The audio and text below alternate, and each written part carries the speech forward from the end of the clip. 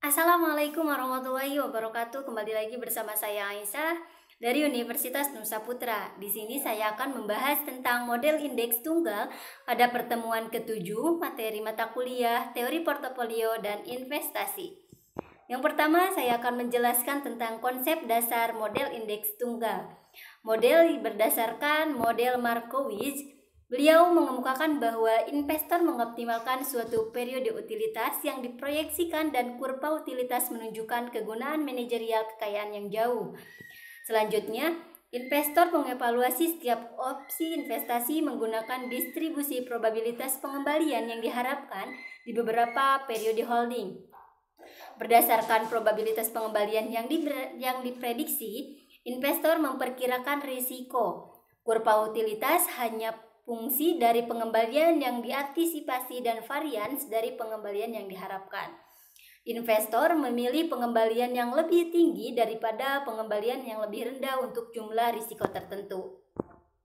Adapun kelemahan dari model Markowitz ini adalah model membutuhkan sejumlah besar perkiraan untuk mengisi matrik covariance. Model ini juga tidak menyediakan pedoman untuk peramalan risiko keamanan premi yang penting untuk membangun yang efisien perbatasan aset berisiko. Selanjutnya saya akan menjelaskan tentang kegunaan model indeks tunggal. Model indeks tunggal ini menyediakan alat yang paling sederhana untuk menghitung kekuatan yang mendorong pengembalian aset. Akan tetapi hal tersebut tidak sepenuhnya mencirikan pengembalian yang diharapkan. Kemudian model tunggal ini juga membantu dalam mendapatkan portofolio yang optimal untuk aset alokasi atau portofolio tangan T dengan mengurangi masukan yang diperlukan untuk prosedur pemilihan portofolio Markowitz.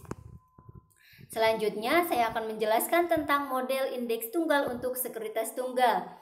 Adapun rumus formula untuk sekuritas individual adalah sebagai berikut.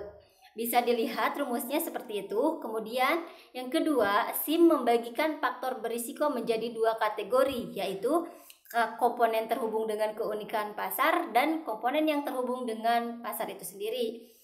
Selanjutnya yang ketiga adalah total risiko dibagi menjadi dua, yaitu diversifiable risk dan non-diversifiable risk. Yang kedua adalah unit systematic risk dan systematic risk. Selanjutnya saya akan menjelaskan tentang analisis portofolio menggunakan model indeks tunggal. Yang pertama adalah expected return portofolio berdasarkan model indeks tunggal. Merupakan rata-rata tertimbang yang diharapkan dari pengembalian yang diharapkan dari sekuritas tunggal, yaitu berupa pengembalian yang diantisipasi dari portofolio tertimbang alfa, rata-rata, dan beta portofolio. Kemudian yang kedua, risiko portofolio. Risiko portofolio ini terbagi menjadi dua, yaitu risiko yang berkaitan dengan pasar serta risiko yang berkaitan dengan tiap-tiap keunikan perusahaan. Mungkin cukup sekian yang dapat saya sampaikan. Mohon maaf apabila ada kesalahan. Wabillahi taufiq wal hidayah. Wassalamualaikum warahmatullahi wabarakatuh. Saya Aisyah pamit undur diri.